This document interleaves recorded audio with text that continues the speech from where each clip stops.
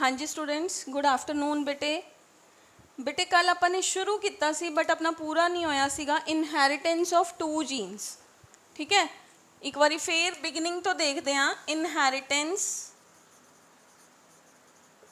Of two genes. ठीक, की क्या सी मेंडल ने, मैं दो करैक्टर्स चूज करूँगा। ठीक है, केड़े केड़े लए सीगे? One was the shape of the seed and other was the colour of the seed. ठीक है, डोमिनेंट फीचर्स उन्हें जेड़े प्लांट च दो सीगे वो चूज, जेड़े प्लांट च एक दो फीचर सीगे इकट्ठे वो चूज कर लिया, सैकेंड प्लांट उहदे ऑल्टरनेट चूज कर लिया। ठीक है, एक दे अंदर कलर सीगा, in one plant the colour was found to be yellow and the shape was found to be round.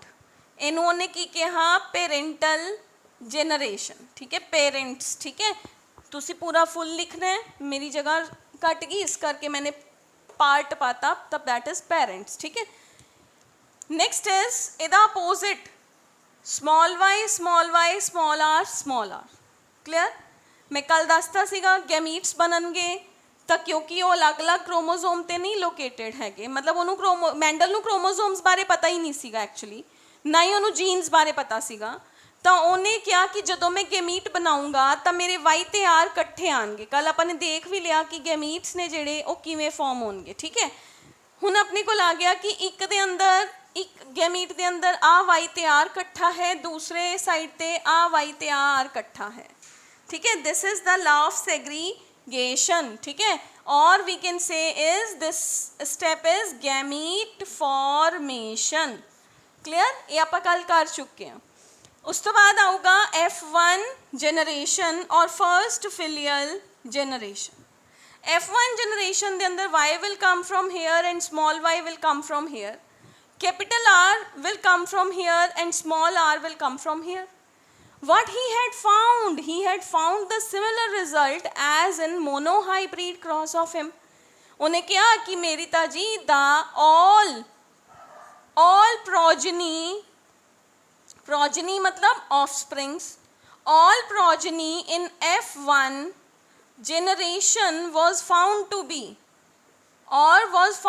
by Mendel, was found to be yellow and round, yellow with round. ठीक है, वो कहता ठीक है इतों तक तो same चल रहा है। ओके, गैमीट्स बना दो। कल दसिया सी मैं formula 2 raised to the power n and n is the number of the hybrids. hybrids किन्ने ने? तो हाइब्रिड दो बनन दे चांसेस ने, मैं कल भी दसिया सीगा। तो टोटल गैमीट्स किन्ने तरह दे बन सकते हैं? आप क्या सीगा? 4 तरह दे। एक तो इनीशियल गैमीट्स दो, ते दो गैमीट्स ने जेड़े वो नवे बनन दे चांसेस ने, small Y with capital R and capital Y with small R. फिर आपने क्या सी? पनेट स्क्वायर बनाओ, ते एक साइड ते एक तरह के गैमीट्स लिख दो, दूसरे साइड ते सेम सीक्वेंस के अंदर सेम गैमीट्स नू लिख दो। ठीक है जी, चलो फिर लिख देने आप भी।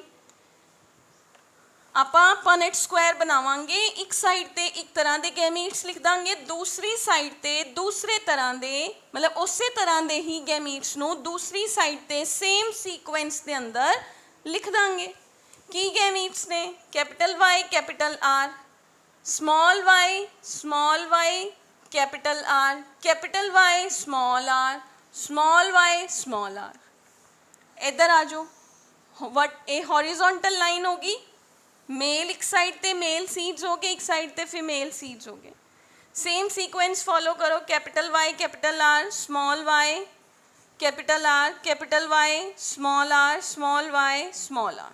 ठीक है, डिस्टिंक्शन कर लो, बॉक्सेस बना लो। 4 × 4 16 बॉक्सेस बनने चाहिए। 4 × 4 4 इधर है, 4 ही इधर है, so we should be having the 16 boxes. ठीक है, 16 बॉक्सेस। क्लियर? हुन मल्टीप्लाई करते जाओ, कल कर लिया सीगा इत्थों तक आप, I think so Y Y R R. फिर आ जाओ capital Y small Y capital R, ये थोड़ी रिवीजन भी हो रही है। Capital Y capital R small R, capital Y small Y capital R small R. फिर आ जाओ capital Y small Y capital R capital R, capital Y capital Y capital R small R, capital Y small Y capital R small are.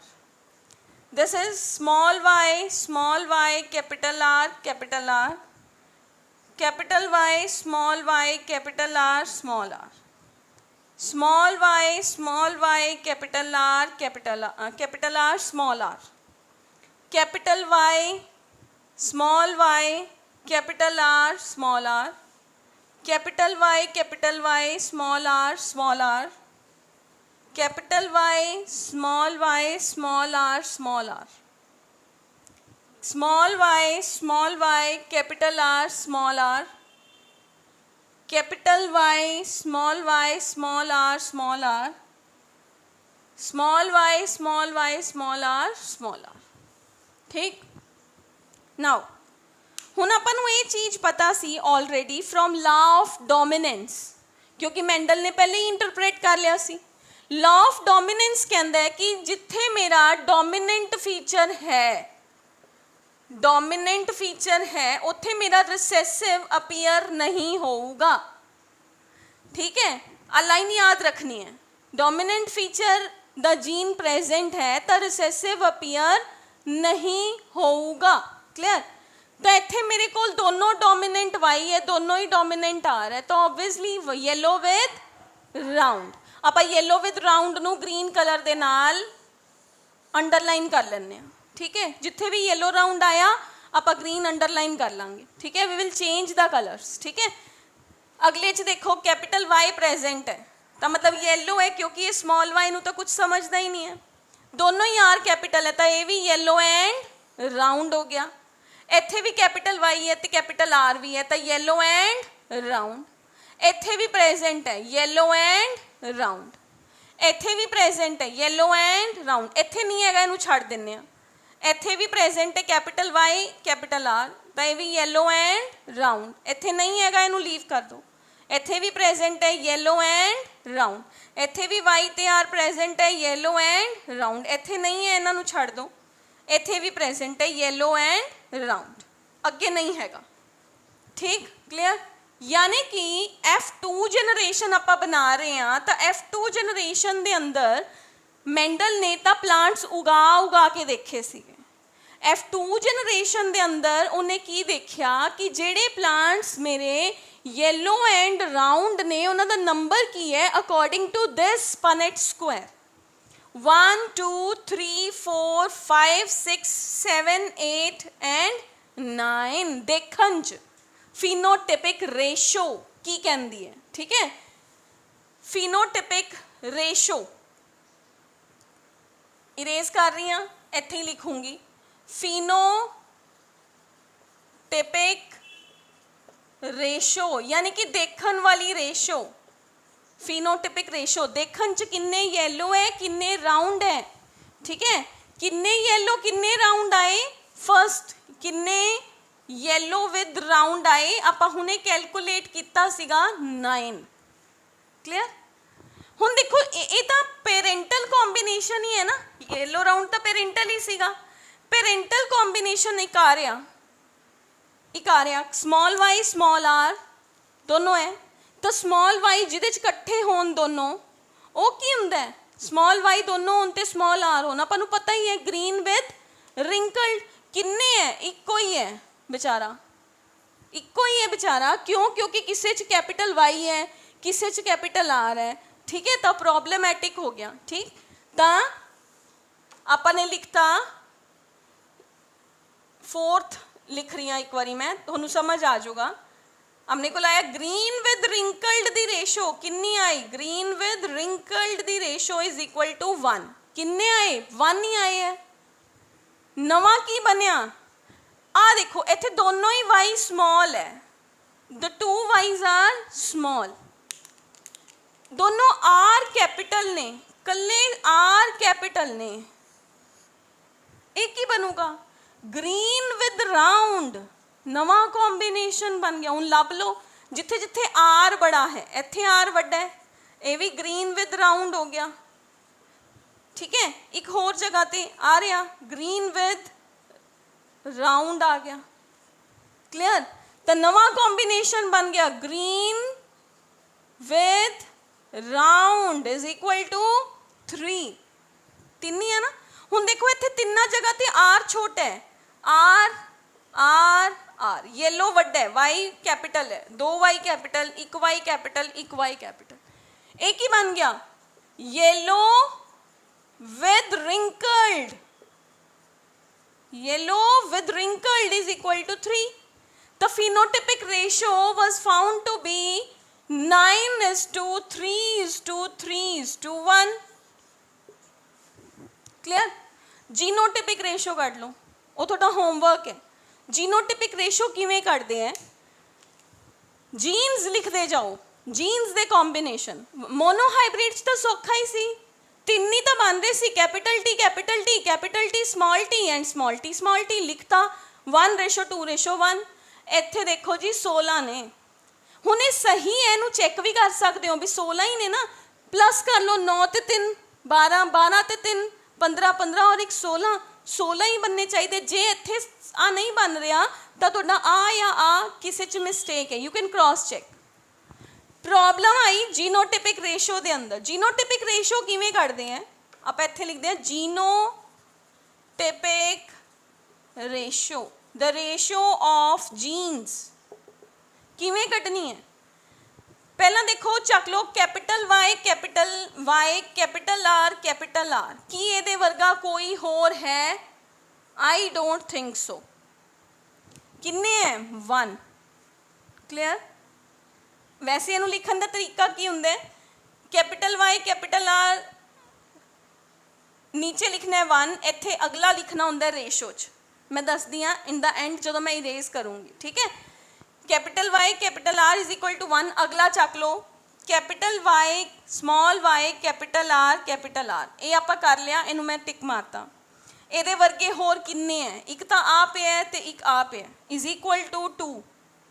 अगला आ जाओ capital Y capital R small R is equal to, एक आ रहा 2, ठीक है। अगे आ जाओ capital Y capital R small R is equal to 1 2 3 and 4 is equal to 4।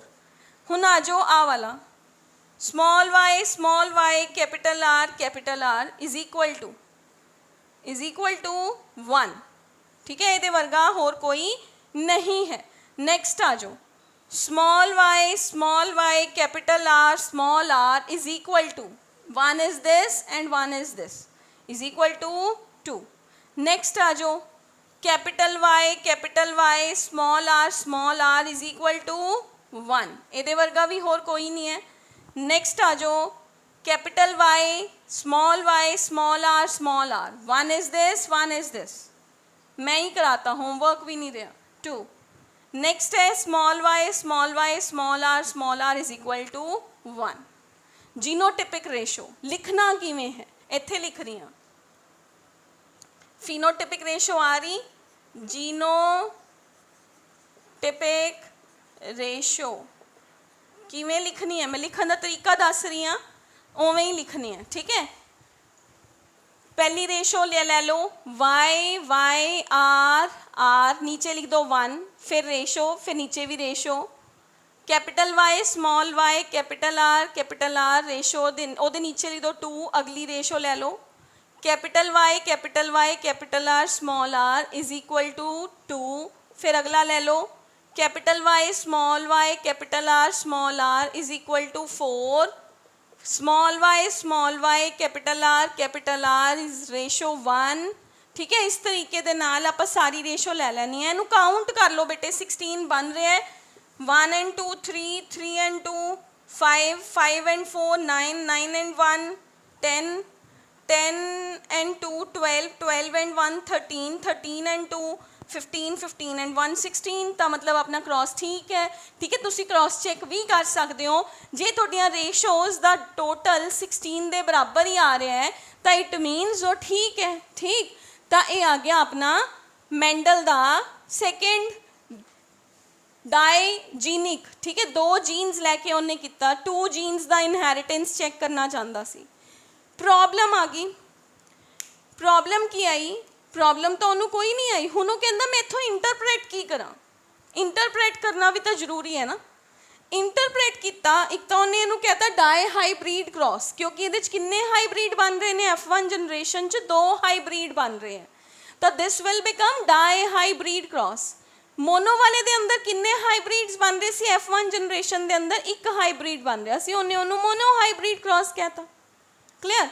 हुण बेटे अपने कोल अपन नूं ये पता चल गया यदि फिनोटिपिक रेशो की है, जीनोटिपिक रेशो की है। मेंडल ने इथों दी एक बहुत बिग प्रिंसिपल दिता, that was his first principle and nowadays that is known as the second law of Mendel. ठीक है, तो अपने कोल मेंडल द थर्ड लॉ, ये मेंडल ने तो पोस्टुलेट ही दिता सीगा ना, तो पोस्टुलेट्स हुण लॉज ने, तो हुण मैं इत्थे इरेज करके लिख रही हाँ बेटे, तो that will become the third law of Mendel and that is known as law of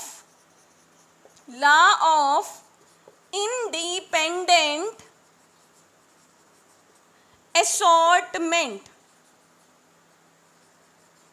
ਇਹਦਾ मतलब की है, law of independent assortment का मतलब की है कि अगर किसी प्लांट के अंदर 2 करैक्टर्स मैं एक टाइम ते लै रहा, तो इसका ये मतलब नहीं हैगा कि अगली जनरेशन के अंदर भी कट्ठे ही जाएंगे, उन्हां दे कोल गैमीट फॉर्मेशन के टाइम ते पावर हुंदी है कि they can come with the new. ठीक, यानी कि this Y can go with small R and capital R can go with the small Y. ठीक है, यानी कि जुड़े हुए नहीं हैगे। क्यों? क्योंकि मेंडल ने एक प्रिंसिपल, ओदी मेंडल दी ये लक सीगी। एक क्वेश्चन आंदा है वाई मेंडल गॉट सक्सीड, क्योंकि मेंडल वॉज लकी मैन। ठीक है, उन्होंने लिंकेज नहीं दिखा सीगा, उन्हें लिंकेज की है, आप आने वाली क्लासेस च पढ़ांगे। लिंकेज ये फिनोमिनन हुंदा बेटे जिथे जेकर मान लो 2 जीन्स लिंक्ड ने ना आपस च, इको ही क्रोमोसोम के उपर प्रेजेंट ने, तो वो कदे सैपरेट नहीं होणगियां, मतलब उन्हां च पावर है कि वो हमेशा जुड़ियां ही रहणगियां। जे वो येलो ते वाई वाला फीचर अगर लिंक्ड हुंदा ना, तो अगली जनरेशन च भी लिंकेज जांदा। बट मेंडल वॉज लकी, उन्हें जिहड़े 7 करैक्टर्स चूज करे सीगे उन्हां दे अंदर लिंकेज है ही नहीं सीगा। There was no linkage found in such genes chosen by the such features chosen by the Mendel. ठीक है, तो उन्हें कहा कि जिहड़ा येलो है तो जिहड़ा आर है राउंड है, वो हमेशा येलो ते राउंड या रिंकल्ड ते ग्रीन कट्ठे चिपके नहीं रहणगे। उन्हां कोल पावर है कि वो during gamete formation due to law of segregation, due to purity of gametes, वो सैग्रीगेट होके नवे फीचर्स फॉर्म करनगे। Yellow can make the new feature with the wrinkled and round can make the new feature with the green. नवे features बनाने की power नूं आपां कहने आ law of independent assortment. Means the जिहड़े करैक्टर्स दे एलील्स ने they will separate during the segregation, during the gamete formation। ते वो गैमीट फॉर्मेशन दे टाइम ते कल्ले कल्ले आएंगे, तो वो किसी होर दे नाल आके नवा कॉम्बीनेशन बना सकते हैं। ऑल्दो नवा कॉम्बीनेशन बनाने की पावर है जिहड़ी वो घट है, यानी कि जिहड़ी वो रेशो है वो 3 है, जिहड़ी डोमिनेंट रेशो है फिर भी ज़्यादा है 9 है, but still the power is there. ठीक है, तो that is so called law of independent assortment. ठीक है, लॉ ऑफ इंडिपेंडेंट असॉर्टमेंट की कहते बेटे according to this law the alleles of 2 pairs of trait separate independent of each other during the gamete formation or spore formation and get randomly rearranged in the offspring at the time of the fertilization and producing both parental traits as well as new traits। यानी कि jeans दे कोल इन्नी power हुंदी है कि वो next generation दे अंदर अलग अलग जाके भी सेम ट्रेट्स भी फॉर्म कर सकते हैं एंड नवे ट्रेट्स भी फॉर्म कर सकते हैं। That says the law of independent assortment. ठीक है जी, तो ਹੁਣ ਆਪਣੇ ਕੋਲੇ ਬੇਟੇ ਮੈਂਡਲ ਸੀ ਜਿਹੜਾ, ਮੈਂਡਲ ਸਕਸੈਸ ਕਿਉਂ ਮਿਲੀ, ਮੈਂਡਲ ਨੂੰ ਸਕਸੈਸ ਮਿਲੀ, ਮੈਂਡਲ ਦੀ ਰੀਜ਼ਨ ਕੀ ਸੀ ਸਕਸੈਸ ਦੇ, ਤਾਂ ਇੱਕ ਤਾਂ ਮੈਂਡਲ ਨੇ ਜਿਹੜਾ ਪਲਾਂਟ ਚੂਜ਼ ਕੀਤਾ ਉਹਦੇ ਅੰਦਰ ਉਹਨੂੰ ਪਿਓਰ ਪਲਾਂਟਸ ਮਿਲ ਗਏ, ਠੀਕ ਹੈ। ਜੋ ਉਹਨੇ ਪਲਾਂਟ ਚੂਜ਼ ਕੀਤਾ ਸੀ ਨਾ ਉਹ ਪਿਓਰ ਵੈਰਾਈਟੀਜ਼ ਵਾਲਾ ਪਲਾਂਟ ਸੀਗਾ। This was one of the reason of Mendel success, ਠੀਕ ਹੈ, ਕਿਉਂਕਿ ਜੋ ਉਹਨੇ ਪਲਾਂਟ ਚੂਜ਼ ਕੀਤਾ that has the pure varieties in that, ठीक है। Mendel selected only purely breeding Pisum sativum varieties, ठीक है। This was one of the reasons of Mendel's success कि जिवें जिवें सोचता गया, देखो मेंडल ने सोचा ਐਵੇਂ ਹੋਣਾ ਚਾਹੀਦਾ ਹੈ, ਉਹਦੇ ਰਿਜ਼ਲਟ ਦੇ ਅੰਦਰ ਉਹਨੇ ਜਿਵੇਂ ਆਪਣੀ ਥਿਊਰੀ ਬਣਾਈ, ਜਿਵੇਂ ਉਹਨੇ ਆਪਣੇ ਕ੍ਰੋਸਿਸ ਬਣਾਏ, ਉਹ ਦਿਮਾਗ 'ਚ ਥਿਊਰੀ ਪਹਿਲੇ ਫਾਰਮ ਕਰਦਾ ਸੀਗਾ, ਠੀਕ ਹੈ, ਉਹਦਾ ਕ੍ਰੋਸ ਬਣਾ ਲੈਂਦਾ ਸੀ, ਫਿਰ ਉਹਦਾ ਐਕਸਪੈਰੀਮੈਂਟ ਕਰਦਾ ਸੀ, ਕਲੀਅਰ। ਤਾਂ ਉਹਨੂੰ ਜਿਵੇਂ ਜਿਵੇਂ ਆਪਣਾ ਐਕਸਪੈਰੀਮੈਂਟਲ ਰਿਜ਼ਲਟ ਮਿਲਦਾ ਗਿਆ, ਜਿਵੇਂ ਜਿਵੇਂ ਉਹਨੇ ਸੋਚਿਆ ਉਵੇਂ ਉਵੇਂ ਉਹਨੂੰ ਰਿਜ਼ਲਟ ਮਿਲਿਆ। That is why Mendel got succeeded, ਠੀਕ ਹੈ। ਇਹ ਕੁਐਸਚਨ ਪੇਪਰ 'ਚ ਪੁੱਛਿਆ ਜਾ ਸਕਦਾ ਸਬਜੈਕਟਿਵ ਦੇ, ਰੀਜ਼ਨਸ ਫॉर Mendel's success, ठीक है। वन, एक तो उन्हें जेड़े वैराइटीज चूज कीतियां वो प्योर सीगियां, किदियां पाइसम सेटाइवम दियां, पाइसम सेटाइवम दियां जो उन्हें ब्रीड्स यूज कीतियां सीगियां, they were found to be pure, ठीक है। उस तो बाद जेड़े उन्हें 7 करैक्टर्स चूज किते सीगे ना, ही वॉज डैम लकी कि उन्होंने 7 फीचर्स के अंदर किते भी लिंकेज देखने को नहीं मिलिया। What is linkage, we will go in the details of the linkage in the coming lectures, ठीक है। लिंकेज का मतलब मैं थोड़ा शॉर्ट ਲਈ हुणे समझाता कि लिंकेज का मतलब है दो जीन्स के अंदर द डिस्टेंस है जोड़ा वो बहुत ही घट होना कि वो सैपरेट ही ना हो ड्यूरिंग गैमीट फॉर्मेशन, वो कट्ठियां ही चलियां जान अगे तो अगे, अगे तो अगे, अगे तो अगली जनरेशन के अंदर। जिवें आपां देखते हैं ना कुछ फैमिलीज़ के अंदर दादा दे इत्थों बाल उड़ गए, ठीक है, बेटे दे भी उड़ गए, फिर हैरिडिटी लिंक्ड जीन्स प्रेजेंट है, फिर अगर उन्होंने पोता है तो पोते दे भी सेम एज के अंदर जाके बाल उड़ने शुरू हो गए, ठीक है। तो 7 genes are called as linked genes. Mendel नू लिंकेज है जिहड़ा वो देखने नू ही नहीं मिलिया, ठीक है, मैंडल ने लिंकेज नहीं देखा। थर्ड, जो जो मैंडल ने करैक्टर्स चूज किए सी, लकीली उन्होंने सारे कंट्रास्टिंग ट्रेड्स मिल गए सीगे। अगर ट्रेड्स ना मिलते तो भी उन्होंने कन्फ्यूजन होंगी। He got all the contrasting traits for the 7 characters chosen by him. आपको पता है उन्हें हाइट चूज की तो उन्होंने छोटा प्लांट भी मिल गया, बड़ा प्लांट भी मिल गया, ठीक है। उन्हें कलर चूज किया, उन्होंने येलो भी मिल गया, उन्होंने ग्रीन भी मिल गया, ठीक है। उन्हें पॉट का साइज चूज किया, पॉट की शेप चूज की, ठीक है। उन्होंने सारे दे कंट्रास्टिंग फीचर्स ने जेडे वो मिल गए, ठीक है। उन्हें अगर फ्लावर की पोजीशन चूज की तो उन्होंने फ्लावर की पोजीशन का भी ऑल्टरनेट है जिहड़ा वो मिल गया, ठीक है। उस तो बाद उन्हें जिहड़े अपने जिहड़ा उन्हें इमैस्कुलेशन बैगिंग एंड टैगिंग किया सीगा, उन्हें उन्होंने जिहड़ा है सही तरीके नाल करन लई उन्हें उन्होंने पूरी तरह ऑब्जरवेशन के अंदर रखा, यानी कि उन्हें कंटैमिनेशन है जिहड़ा वो नहीं होन दित्ती सीगी, ठीक है। उन्हें अवॉइड किया इस चीज़ नूं, ठीक है। He had avoid such kind of the things, ठीक है। उस तो बाद बेटे आया कि मैंडल ने जिहड़ा अपना डाटा जिहड़े अपने एनालिटिकल रिजल्ट्स यूज़ किए सीगे ना, वो बहुत ही ट्रू कैलकुलेशन सीगियां। जो उन्हें मैथ्स यूज़ किया सीगा, जो उन्हें स्टैट्स लगाया सीगा, that was found to be truly true, क्योंकि वो मैथ्स का ही बंदा सीगा, ठीक है। दैट इज़ वाई तो इस इन्हां चीज़ां करके मैंडल नूं सक्सैस सी जिहड़ी वो मिलती गई, ठीक है। हुण एक चीज़ होर देखते हैं, हुण आपां नूं ये पता चल गया कि मैंडल कौन सीगा। मैंडल ने 2 क्रॉसिस लगाए, monohybrid cross and dihybrid cross. उतों दी मैंडल ने अपनी 3 लॉज ने जिहड़े वो इंटरप्रेट करते, law of dominance, law of segregation and law of independent assortment. हुण आने आपां exceptions to the monohybrid law, यानी कि लॉ ऑफ डोमिनेंस है जिहड़ा ओहदियां एक्सैप्शनस की ने, ठीक है। एक्सैप्शनस टू लॉ ऑफ डोमिनेंस, ठीक। लॉ ऑफ डोमिनेंस दी एक एक्सैप्शन है बेटे, वी हैव इज एक्सैप्शन दे अंदर ना एक अपने को प्लांट है जिन्हों आप 4 o'clock प्लांट कहने हैं, ठीक है। 4 o'clock प्लांट यानी कि उसका सेकंड नेम की है Antirrhinum majus, snapdragon plant, antirrhinum majus, ठीक है, मैं लिख दिनी हाँ। अपना आर्टिकल है exceptions to law of dominance. Exceptions का मतलब की हुंदा है, मतलब लॉ ऑफ डोमिनेंस के अगेंस्ट जो स्टेटमेंट्स आई हैं, अगेंस्ट भी नहीं कह सकते, ये तो इलावा, ठीक।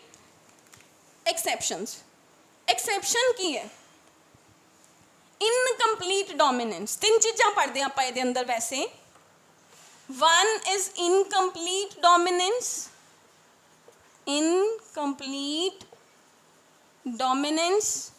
इनू आप जीन इंटरैक्शन च पढ़ते हैं बेटे, gene interaction, okay. Gene interaction मतलब जीन आपस च इंटरैक्ट करनगियां तो एक दूसरे का फीचर बनन नहीं देनगियां, तां करके ये लॉ ऑफ डोमिनेंस की एक्सैप्शन है। लॉ ऑफ डोमिनेंस की कहंदा है, लॉ ऑफ डोमिनेंस कहंदे कि इस टी ते इस टी दे अंदर इन्हें हाइब्रिड आही टी एक्सप्रैस करूगा तो प्लांट टॉल हो जाऊगा। यही क्या सी ना लॉ ऑफ डोमिनेंस ने। इनकंप्लीट डोमिनेंस एदा एक्सैप्शन है। कोडोमिनेंस एदा एक्सेप्शन है। मल्टीपल एलील्स एदा एक्सेप्शन है। तीनों ही एदे एक्सेप्शंस ने। फर्स्ट एक्सेप्शन है इनकंप्लीट डोमिनेंस। इनकंप्लीट डोमिनेंस के नाम तो ही क्लियर है, मतलब जो डोमिनेंस है वो कंप्लीट नहीं होगा, जो डोमिनेंस है वो कंप्लीट नहीं होया, इनकंप्लीट, अद्धा रह गया, ठीक। हुन प्लांट का नाम की है 4 o'clock plant. 4 o'clock plant Mendel तो बाद कुछ स्टडीज़ हुई सी बेटे, जिदे अंदर आया सी जीन इंटरैक्शन, जिदे अंदर है कुछ जीन्स आपस इस तरीके दे नाल इंटरैक्ट करदियां ने कि वो दोनों ही एक दूसरे दे फीचर नू एक्सपोज नहीं होन दिंदियां, ठीक है। एक दूसरे नाल इंटरफेयर करना है, भी तू मेरे नाल इंटरफेयर कर रही है तो मैं तेरे नाल भी इंटरफेयर करना है, तो genes are interfering with each other, ठीक है। That is the exception to the law of dominance, जिन्हों कहते हैं इनकंप्लीट डोमिनेंस। इनकंप्लीट डोमिनेंस हुंदा बेटे ये वो फिनोमिनन है जिथे none of the two alleles of a gene is dominant over each other, जिथे दोनों ही जीन्स एक दूसरे के ऊपर डोमिनेंट नहीं होणगियां, वो दोनों ही चाहती हैं कि साडा एक्सप्रैशन है जिहड़ा वो आए, ठीक है। हुण एग्जाम्पल सी कि एक कैरल कॉरेंस नाम का साइंटिस्ट सीगा 1903 दे अंदर, उन्हें जिहड़ा है फाइंड आउट किया सीगा, उन्हें इहनूं कहा सीगा इंटरमीडिएट इनहेरिटेंस, ब्लेंडिंग इनहेरिटेंस और मोज़ेक इनहेरिटेंस। मोज़ेक का मतलब हुंदा दो दे विचकार मिक्सिंग हो जाना, जाल बन जाना, mosaic inheritance. That is we have is the intermediate inheritance, mosaic inheritance या ब्लेंडिंग इनहेरिटेंस। तो इस प्लांट का नाम सीगा बेटे we have is the that is antirrhinum majus is the name of the scientific name of the plant, antirrhinum majus 4 o'clock plant या snapdragon plant.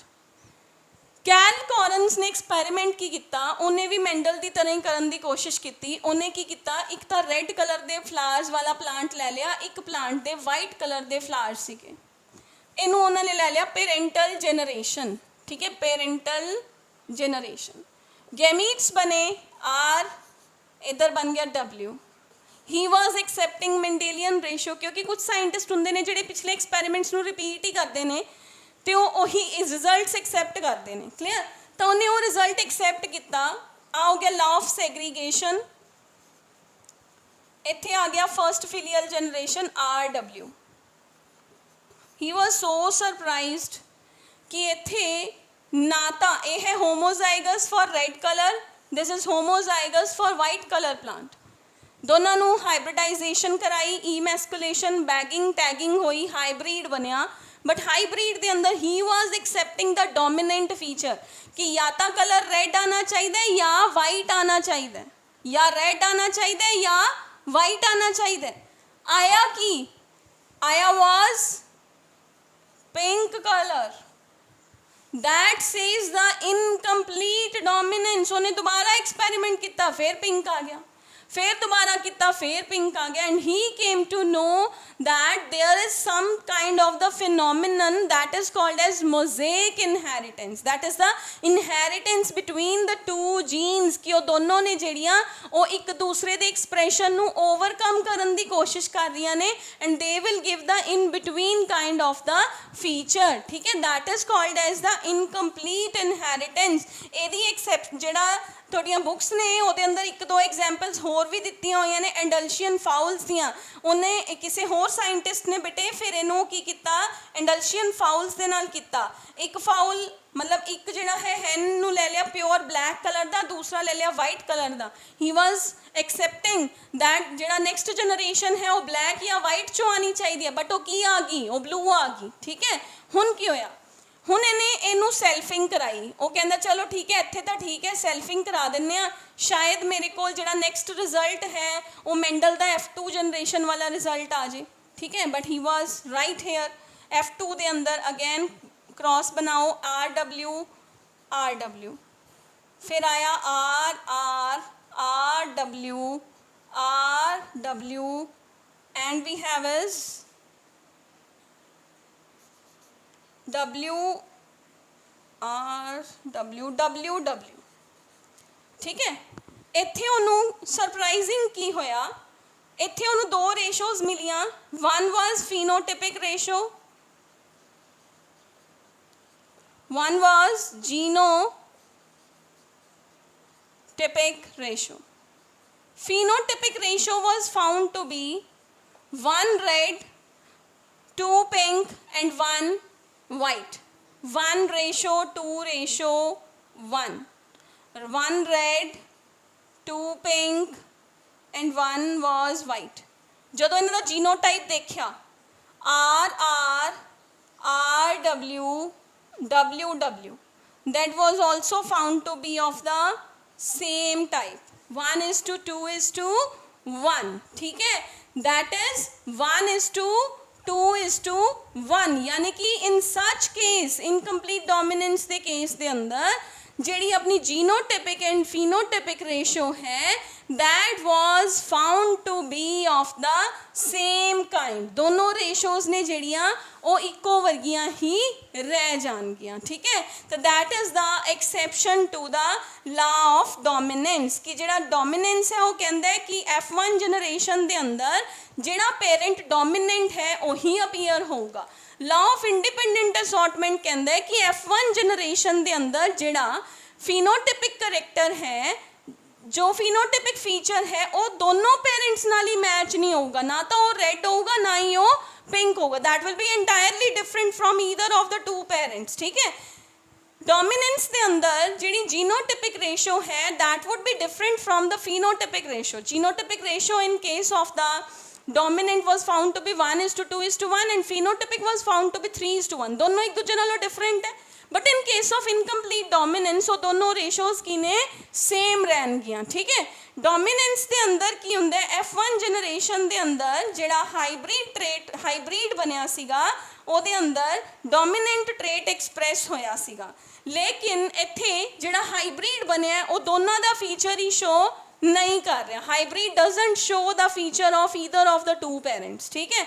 हुण आ जाओ कि जिहड़ा डोमिनेंट है वो कहते कि मेरी इको ही जीन अलील है जी वो सफिशिएंट है, चाहे वो डोमिनेंट फॉर्म च होए, चाहे वो रिसेसिव, चाहे वो हाइब्रिड फॉर्म च होए, चाहे वो होमोजाइगस फॉर्म च होए, चाहे वो हाइब्रिड फॉर्म च होए, वो ही एक्सप्रैस करूगी, ठीक है। जिमें कि कैपिटल टी च भी टॉल ही बन रहा है, कैपिटल टी स्मॉल टी च भी टॉल बन रहा है, बट इत्थे आपां कह रहे हैं कि अगर आर ते आर कट्ठे आएंगे तां ही रेड बनूगा, W ਤੇ W इकट्ठे आएंगे ताही वाइट बनूगा।